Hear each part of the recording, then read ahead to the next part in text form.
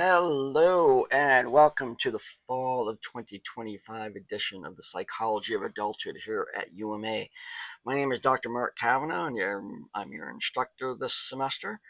And what you're looking at right now is going to be a feature of this class that you will be able to access every week. Every Monday, even though this class is beginning on Tuesday, every Monday I'm going to post a video into the announcements section in the course, and I'm going to go over kind of the expectations of the class for that week.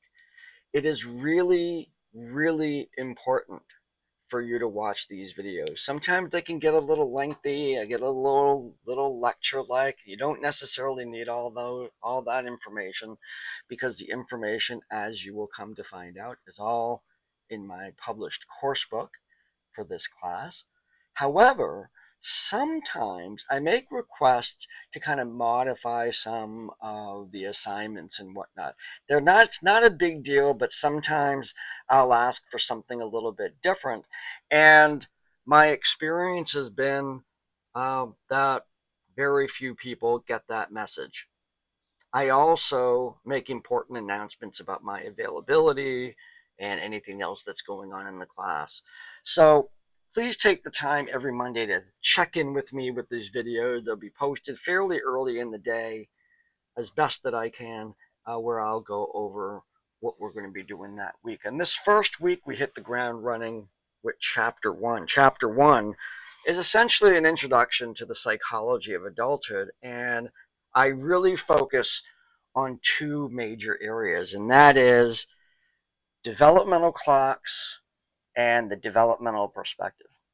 Now, within all of this, the overarching theme of developmental psych or lifespan development has to do with a concept called normative development. What we talk about in this course are the expected changes that happen across our lifespan if nothing necessarily special happens or goes on, such as an accident, a disability, or an acquired disease, or things like that. Those events that happen along our lifespan are the things that can sometimes throw us off our developmental path. Happens all the time with us. This happens in our social world, it happens in our psychological world, our economic and work worlds. Things can move us in different directions, and the plans we had might not necessarily always work out. So when we think about normative development, we contrast that with the concept of abnormality. And I start off in the chapter talking about how do we define abnormal. The abnormal is made up of statistical rarity, it violates social norms, and it interferes with function. If you take abnormal psych, what you're studying is essentially characteristics of a person that meet all three of those, such that they interfere in that individual's ability to thrive. This class describes the theories and understanding of what we have when things go okay. Now, of course, none of us has a perfect pathway of development. That's fine. What we look at is, well, how off normative development does it need to get before we start getting worried? Just like those growth charts that you see, it has all these areas, wide areas of growth and whatnot. Things have to be pretty rare, pretty extreme for us to have our flags go up and say, oh, there might be something serious going on. So, in light of this idea of normative development, let me introduce you to developmental clocks. And of course, read up all about this in my course book, but developmental clocks come in four flavors. Think clocks trace time. So there are four continuous, simultaneous clocks going on in our lives at any given time. The first one you have heard of, biological clock. That's our maturation, our physical maturation, the way in which the unspooling of our genetic code comes out. That's pretty set in biology. And then we look at psychology, the psychological clock. And this is our maturation in terms of emotions, emotional maturity, cognitive skills, and even some basic memory skills and whatnot, and the different pathways that we can expect along those particular traits. Then we kind of get out of the individual and we look at the social clock. Now, the social clock is not the clock that determines when we become sociable. The social clock refers to your individual culture's expectations. That's possessive. Your culture's, like it belongs to the culture, your culture's expectation as to what you're supposed to be able to do or be doing at particular ages. So if you grew up in a family where it was expected that you get married by 21 and it's 23 and you're not married yet, you're going to start feeling some of that social clock pressure. It has to do with external demands upon where you should be. We'll see this in the school system when we look at individuals that enter into the school. Kind of not everybody that's in first grade or kindergarten is actually at the same place. So they all come in, so the expectations within first grade are pretty wide, and then they get narrow, and we're supposed to adapt to that. By the time we're in fourth, fifth grade, we're supposed to be along with most fourth, fifth grades. And we can see some inherent problems with that. If there's an individual that just happens to be on a different developmental clock, either they're zooming ahead or they're being left behind. That leads to trouble. That individual interfacing with society demands about where they should be. Now, the last one of these clocks is a very interesting and fun one to talk about, and that is the historical clock. Now, your personal history has to do with the time you were born, the age, what was going on in society. I was born in 1965. Maybe some of you were born in the 80s, even in the 90s. And you and I have different life experiences based on what we saw happening around us in our society. Changed the way we view the world. We have divided some of those into what we call the generations. So we have the boomers, Gen X, Gen Y, Gen Z, some really creative names right now. And now Gen Alpha, made the whole alphabet, I guess, and now we're on our way to Alpha. These are generalized ways in which these individuals perceive the world because of the world they were born in, that kind of thing. So, for example, I had a childhood filled with vinyl records. And then a whole bunch of you grew up without any idea what vinyl records are. And now, guess who's getting vinyl records? Gen Alpha is going to be comes around again to get vinyl records. So this idea of a record coming out has a different sense and gives you and I different cultural perspectives.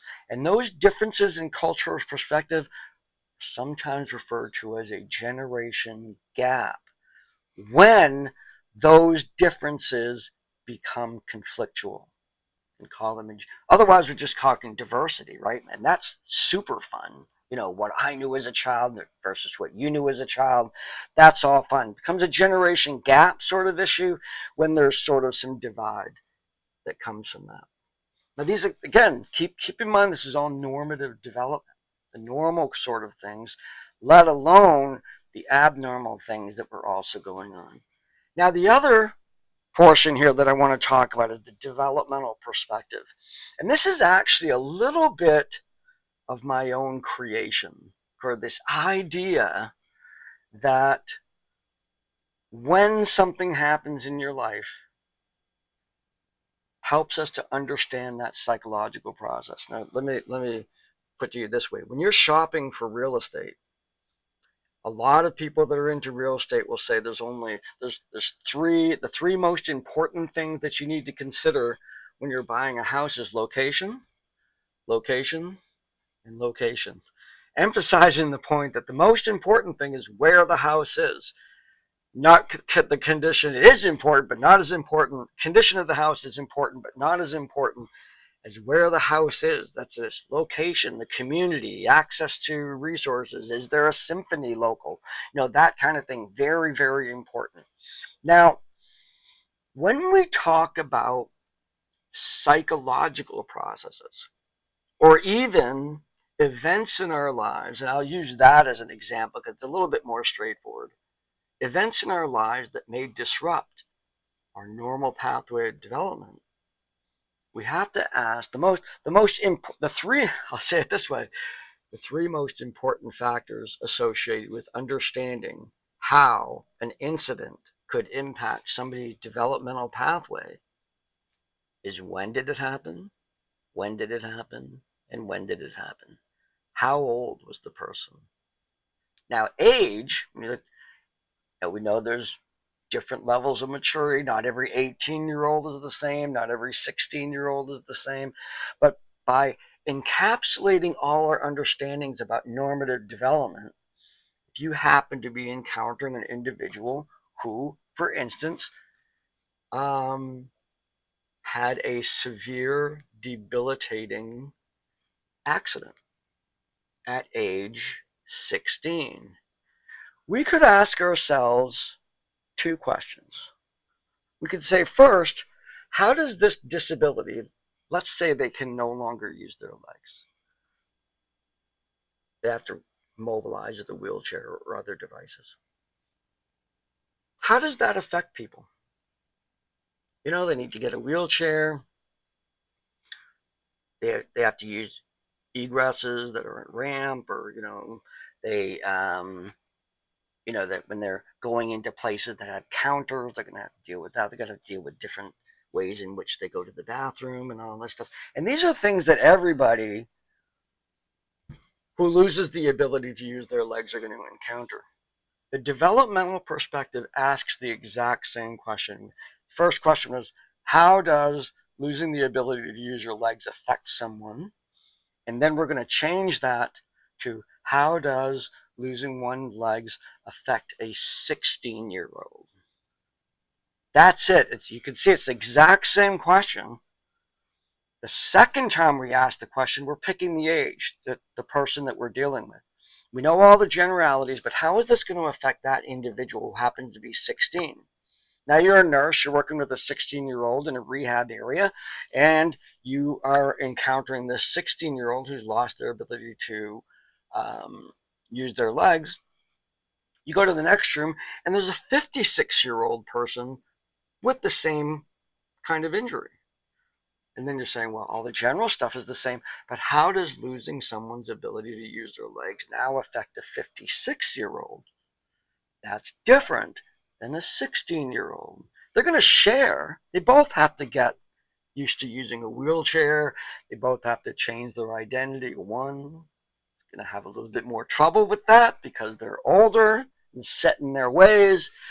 But we can see that how you treat that 16-year-old and the frustrations and the issues that that 16-year-old are going to encounter because of their disability are different than the 56-year-old. So for the quiz, I'm asking you to come up with an example of what I just did. You do the first one, how does X disability affect anyone? And then you rewrite the question exactly word for word and put an age on it. You do not need to answer these questions. I just want you to recognize and demonstrate that you understand that we can change psychological questions into developmental questions, developmental perspective. We take a question and we say developmental perspective. We can even look at general psychology, like how does memory work? Good first question. How does memory work in a 5-year-old? How does memory work in a 12-year-old? How does memory work in a 56-year-old? We see the normal question, and then we see the developmental perspective question. I'm asking you to come up with an example like that. Please don't do research on the 16-year-old and what happened. That's not the important part. What you want to do is just have those. The answer to this quiz is 2 one-line phrases. One is the normal question, the other one's a developmental perspective question, and they should read exactly the same, except one of them, you pick an age. Doesn't matter what age it is. Just demonstrating the idea that this is there. And that brings us to this week. We have the discussion, and we have the Chapter 1 quiz. Now, in addition, this is week 1, so I'm going to ask you to do a couple things first. You're going to peruse the class, you're going to click on things and go look around, get lost in the class, and find your way out. Get to know the class and the layout of the land. Watch the video on how to use this class. Watch the video about me. Read, download or buy or read the course book that's there. That's where all the material is. You're going to notice there's no content in this class. Everything refers to that course book, which I discuss in the How to Navigate This Class video. So take the time this week to go all over that. And in addition, I would also like you to post an introduction to yourself, of yourself, not to yourself. I'm assuming you already know who you are. Post an introduction of yourself to the class. Interact a little bit. That's a key part of making this community of learning happen. We are all online, we're all busy all over the place, and it's important that we identify that there's real human beings here. You're all real human beings. I'm a real human being. And so I'll be dabbling in there. Don't expect me to respond to everything that you say. I'm really depending on the class developing a sense of unity and connection with each other as we share this journey through an exploration of the psychology of adulthood. So, thank you very much. I look forward to this class. It's going to be an exciting semester. Take care, and I will see you next time.